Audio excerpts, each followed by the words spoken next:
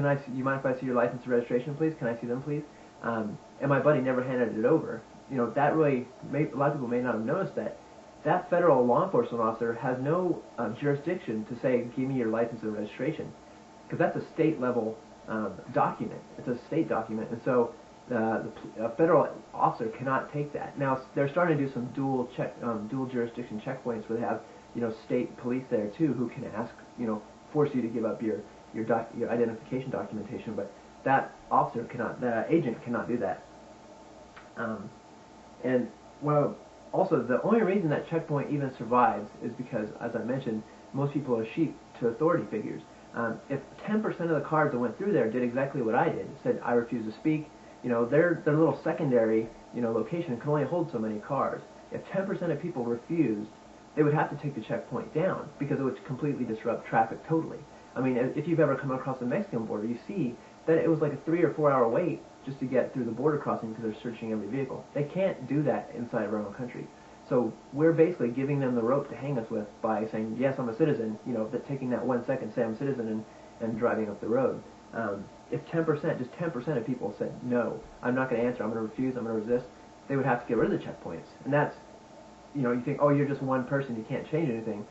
No, one person, you have a lot of power, you have a big responsibility, and you can help tear down the checkpoints.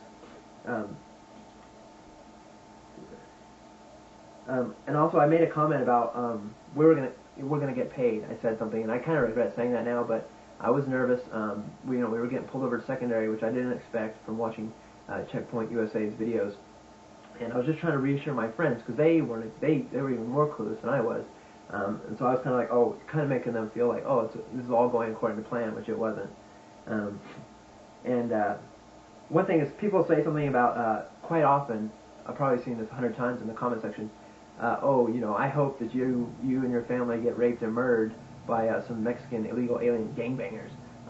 So what I would say is I take personal responsibility for my own security. I am willing to, I'm not willing to trade my freedom for my security.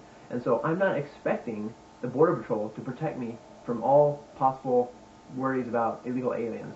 I have this, which if a gangbanger came to me, I would use. I also have smaller weapons, of course, but I have a concealed carry permit, and so I take personal responsibility for my security, and I'm not expecting, you know, some super efficient federal agency, which doesn't exist, to stop all threats across the border. I'm sorry, I don't expect them to do that, and I'm not asking them to do that.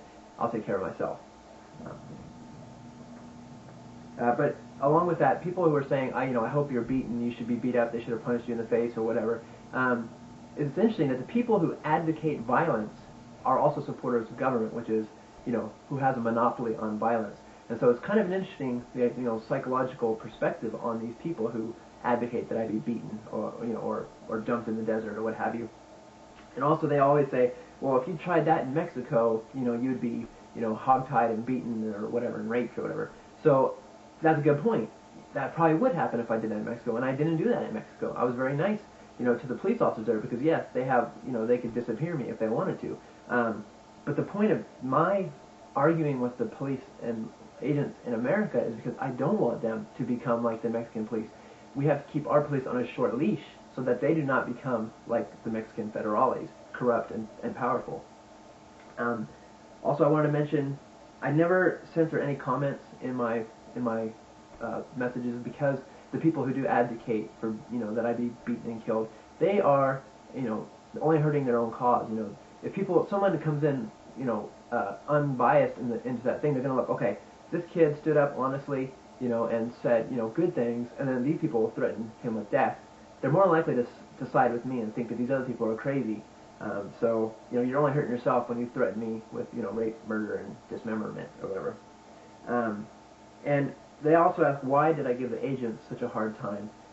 You know, they're just doing their job. Why should you give them a hard time? Well, they're the ones who are doing it. You know, where the rubber meets the road, you have to resist there. Now, I also did send a letter to my congressman, Adam Smith. He was my congressman, which is even like a liberal. It's interesting. But I did send a letter to my congressman. I said, hey, you know, this happened. And they said, oh, this is, you know, we're going to take care of this. And they sent a letter to the Department of Homeland Security. And they sent one back saying, oh, no, it's completely legal to have these checkpoints. And then my congressman said, hey, they said it was legal. So he wasn't very interested in doing anything about it because, frankly, we all know the Congress people at the federal level are basically without any sort of accountability. You know, they get reelected overwhelmingly. It's like 99% or 96% incumbency reelection.